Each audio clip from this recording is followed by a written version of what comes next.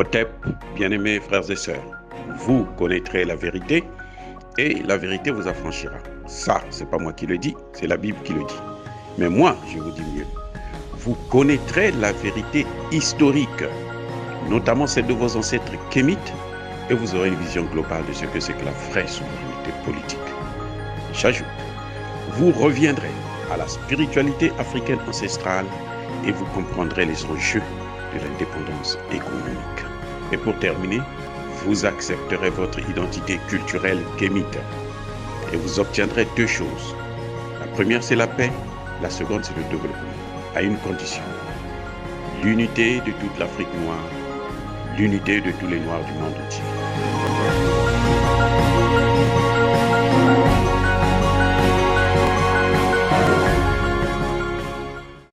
Otep à tous, bienvenue sur la chaîne des panafricanistes, par essence, par conviction et par excellence. Celle des citoyens kémites par nécessité et obligation de combat. Nous sommes une chaîne qui n'est guidée que par nos ancêtres et rien que par les ancêtres qui appartiennent à l'égrégore du monde noir. Par conséquent, nous ne croyons en aucun Dieu venu de l'étranger. Toutefois, cette vidéo n'est aucunement destinée à inciter à la haine ou à la violence. Car nous menons un combat qui est d'abord et avant tout spirituel, ensuite il est politique, géopolitique et géostratégique. Contre l'impérialisme, le colonialisme, le néocolonialisme et l'endocoloniat, sur la base du principe fondamental que nos ancêtres kémites nous ont laissé, qui est celui de la Mahat, c'est-à-dire vérité et justice. Vous êtes donc en droit de connaître la vérité et nous avons l'obligation de vous dire la vérité et rien que la vérité, afin que justice soit rendue à l'Afrique. C'est ça, notre modeste contribution dans cette noble lutte en faveur de la souveraineté, la dignité et l'unité africaine. Et ça, c'est le panafricanisme. Bien-aimés frères et sœurs, nous allons revenir sur l'affaire de Ngossi. Les Français accusent les forces maliennes et les soldats russes d'avoir enterré, créé un charnier. Je vous ai toujours dit que juridiquement parlant, il y a une question qu'on doit se poser, qui est claire et nette. Quel est le motif? Pourquoi on va tuer? Pourquoi on va voler? Pourquoi on a frappé? Pourquoi on a... Donc, pour quelle raison on a commis tel ou tel acte? C'est ça qui est le plus important en matière de droit. Le juge doit toujours chercher à déterminer le motif de l'action, le motif du crime. Le cas échéant, avant de se poser la question du motif, on doit se poser la question de savoir qui sont ceux qui ont été enterrés dans ce charnier. C'est qui? C'est quelle ethnie? Est-ce que ce sont encore les Peuls que les Français prétendent aimer mieux que les Maliens, leurs frères? Alors que les Peuls, il y en a partout, sur tout l'ensemble du territoire. Ils se marient entre eux depuis des siècles. Ils n'ont jamais eu de problème. Il y a quelques hommes politiques qui veulent agiter le spectre de l'indépendance et tout, de l'autonomie. C'est tout, ça n'a. Mais les populations n'ont aucun problème. Donc, qui sont ces gens-là? Puisque les Français ont tout vu avec leurs drones. Qui sont-ils? Regardez ce qui se passe. Les Français viennent, ils filment une action. Leur erreur, c'est de filmer seulement au moment où on est en train de couvrir les corps avec du sable, la terre. Ils ne montrent pas la séquence où on a amené les corps. Puisqu'ils ont des drones. Je signale en passant qu'ils ont violé le territoire encore. Ils ont violé le territoire. Donc ils savaient qu'il y avait quelque chose là que nous allons voir. En quelque sorte. Ah oui, ils n'ont pas violé le territoire pour rien. Ce n'est pas tout l'ensemble du territoire. Ils n'ont pas mis 50 000 drones sur le Mali. C'est un drone qu'ils ont utilisé ce jour-là seulement pour venir filmer. Rien ne vous dit que ces images-là datent de la date à laquelle eux, ils ont prétendu filmer. Regardez ce qui se passe. Ils ne vous montrent pas à quel moment les soldats russes ont amené les cadavres. Ils ne vous montrent pas. Ils montrent seulement qu'on est en train d'enterrer et il y a 2 qui sont en train de filmer. Alors, quel est l'intérêt? On revient encore au motif. Un deuxième motif. Quel est l'intérêt des soldats russes de enterrer des gens et puis filmer pour accuser les Français? S'ils sont en train de filmer parce qu'ils veulent accuser les Français, eh bien, ce qu'ils devraient faire, c'est qu'ils devraient filmer des gens en uniforme français. Eh oui, ils devaient filmer des gens qui ont l'uniforme français. Ils sont en train de se filmer eux-mêmes. C'est-à-dire que les Russes sont en train de filmer d'autres Russes. Et les Français vous disent qu'ils étaient en train de filmer parce qu'ils voulaient mentir que ce sont les Français qui ont commis le forfait. Écoutez, ils voulaient mentir que ce sont les Français qui ont commis le forfait. Mais ils sont en train de filmer leurs propres collègues avec leur uniforme. Vous voyez pas qu'il y a quelque chose de louche là? C'est pas normal. Quel est l'intérêt des mercenaires, soi-disant, dits de Wagner, des militaires russes, selon nous, de s'auto-filmer avec leur uniforme et puis chercher à montrer que non, ce sont des Français qui sont en train de commettre le forfait? Aucun. Aucun. Et c'est même ridicule. Maintenant, regardez ce qui se passe. Ils disent que ce sont les Français, et plutôt les Russes qui avaient pris ces cadavres, qui les ont amenés là. Manque de peau pour eux, c'est que ces cadavres-là étaient déjà complètement décomposés. Ça veut dire, ça vous donne l'impression que les Russes ont tué des gens, et puis se baladaient avec eux dans leur camion, ou je ne sais pas comment, je ne sais pas où est-ce qu'ils les avaient placés. Ils se baladent avec eux, et puis ce jour-là, comme ils ont dit que les Français sont partis, donc on va venir mettre ça là où il y avait les Français, pour dire que ce sont les Français qui ont commis le forfait, pour les accuser faussement. Vous pouvez imaginer un tel scénario, que quelqu'un qui va tuer, un criminel qui va commettre un forfait et se balader avec des cadavres en pétréfaction, qui sont complètement décomposés, il se balade avec eux, et puis après, il trouve un endroit et il vient les déposer. Mon Dieu, soyons sérieux. Soyons sérieux. Quand il y a un charnier là, dès qu'on les tue là, on creuse un trou en peu et on les fout, on les jette. C'est tout. C'est tout. C'est comme ça que ça se passe. Hein. Les criminels là le savent. Notamment les Français qui ont l'habitude de le faire puisque c'est leur jeu en Afrique. Quand ils veulent savoir ce que c'est que tuer quelqu'un, ils vont en Afrique, ils tuent, c'est gratuit. Ils ont la licence de tuer. Donc, ils peuvent faire ce qu'ils veulent. C'est-à-dire que c'est inimaginable ce que les Français sont en train de faire actuellement en Afrique et au Mali. Et ce qu'ils ont fait. Ils ont des drones.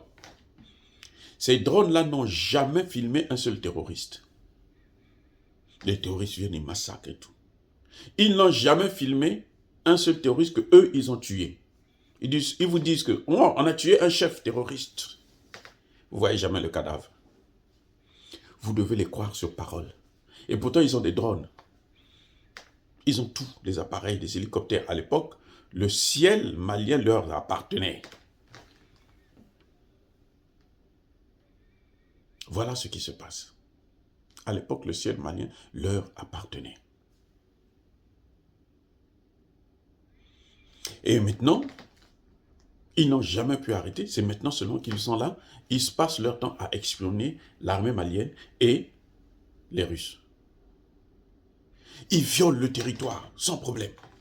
Et ils veulent qu'il puisse y avoir de coopération avec eux. Maintenant, revenons-en au motif fondamental. Quel est l'intérêt des Maliens, de l'armée malienne, qui est en train de monter en puissance, qui est soutenue par cette population, qui est en train de travailler pour protéger cette population, de tuer ces mêmes populations et puis de créer des charniers? C'est-à-dire qu'il faut être audacieux comme un Français pour pouvoir soutenir de telles thèses.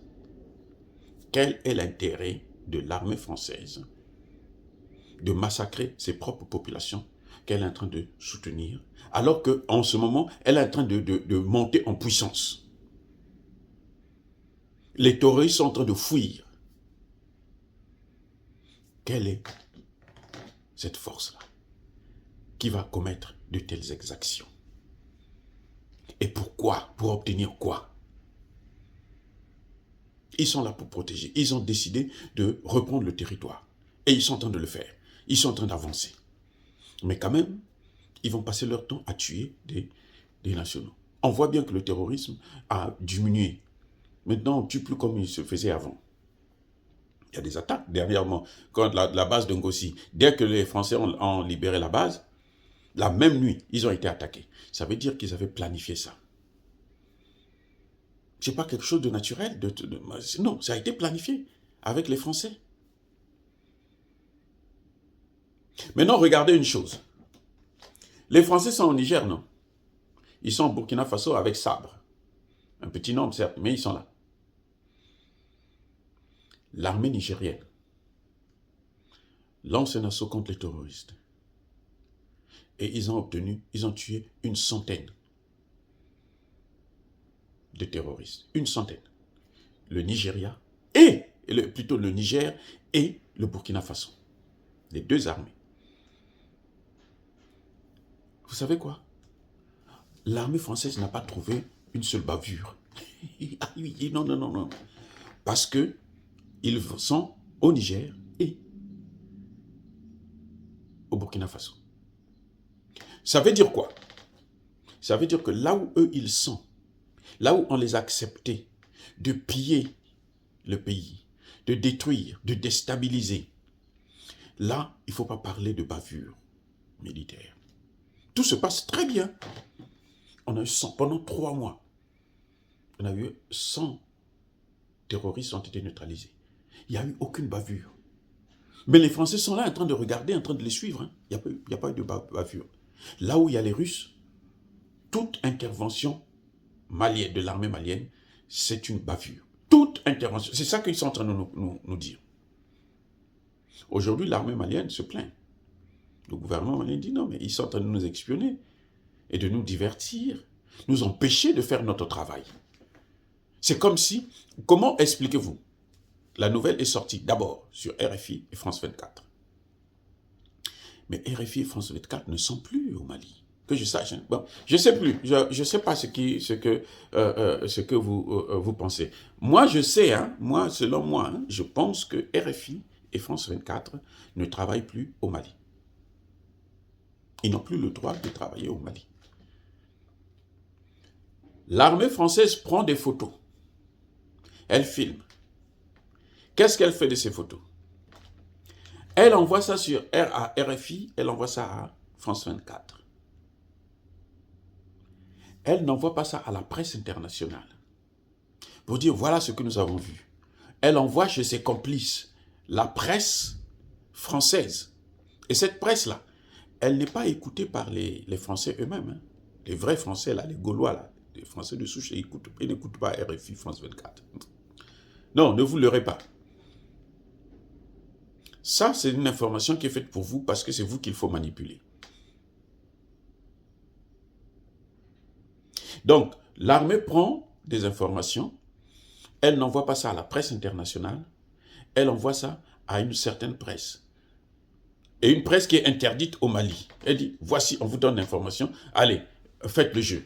La guerre de la communication. Donc, qu'est-ce qui se passe exactement au Mali? La France est en guerre contre le gouvernement malien, contre l'armée malienne. Il a été prouvé avec la guerre en Ukraine que la guerre n'est pas seulement avec les armes, mais elle est d'abord communicationnelle. C'est la guerre des médias. C'est pour ça qu'ils font ce qu'ils sont en train de faire. C'est-à-dire qu'ils sont en guerre. Ils ont déclaré la guerre au Mali. Ce qu'ils oublient, c'est que nous sommes là aussi pour défendre le Mali, pour défendre l'Afrique.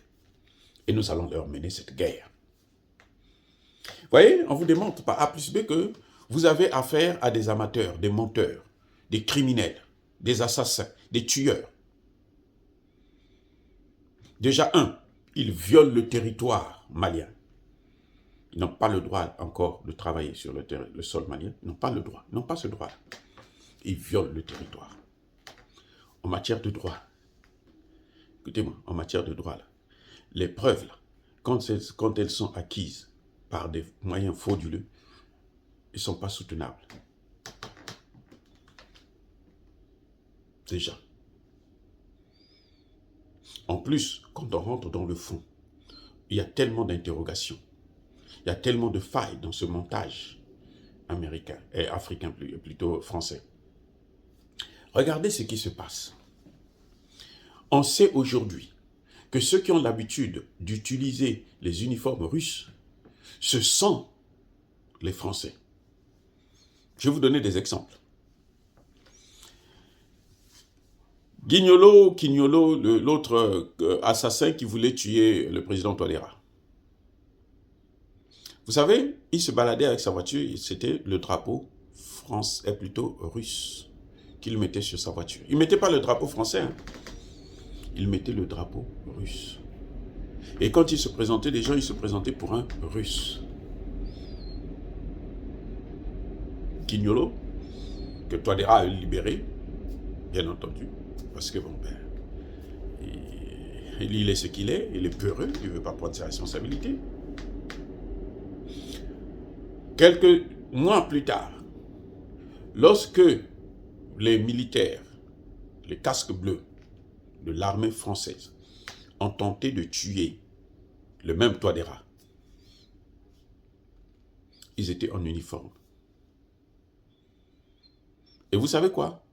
Leur voiture avait la même immatriculation que la voiture du président. Attendez, non, je répète, je reviens. Leur voiture avait la même immatriculation que celle du président Touadéra.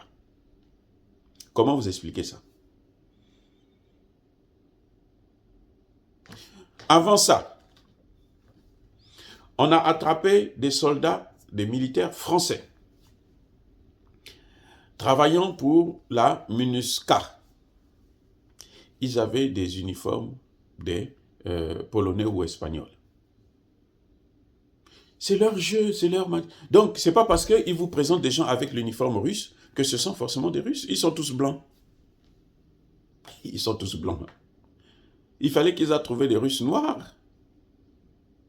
Parce que dans la légende étrangère, là, il y a des Français noirs. Hein. Mais chez les Russes, il n'y en a pas. Donc, ils sont tous blancs. Ils ne peuvent pas trouver des noirs qui vont jouer le jeu. Ils prennent des blancs.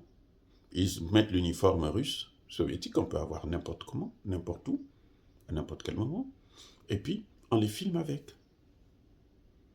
Voilà ce qui se passe exactement, les gars. Voilà ce qui s'est passé à Gossi. C'est une manipulation encore de l'armée française. Une fois de plus pour décourager aussi l'armée malienne. Divertir l'armée malienne pour qu'elle ne se concentre pas sur le vrai enjeu qui est celui de la lutte contre le terrorisme. Ils avaient dit qu'ils devaient partir depuis 6 mois. Et vous voyez que ça tarde. Ce n'est pas sûr qu'ils vont passer les 6 mois, ils feront plus de 6 mois parce qu'ils cherchent à rester là. Mais ils ne resteront pas parce que nous, on ne veut plus d'eux. Le président Assimi Goïta le sait et nous le savons. Oh oui, bien-aimés frères et sœurs, est-ce que dire cela, c'est inciter à la haine ou à la violence? Non. Il faut se débarrasser des criminels français. Je dis bien des criminels français. Parce qu'au Mali, là, il y a aussi des Français qui y travaillent, qui y vivent, qui y travaillent, qui ne sont pas inquiétés. Mais les criminels, là, l'armée française, là, elle doit quitter le territoire malien entièrement. Si elle veut aller au Niger, au Burkina Faso, et en Calais, si les populations là-bas l'acceptent, ça c'est leur problème. Mais au Mali, là, nous on a dit on ne veut plus d'eux, ils n'ont qu'à partir. Nous sommes une force tranquille. Nous vous disons que la vérité est rien que la vérité. Nous faisons des analyses politiques parce que c'est notre domaine. Yaba colère ve yamalembe. Les gars, soyez bénis, j'ai dit.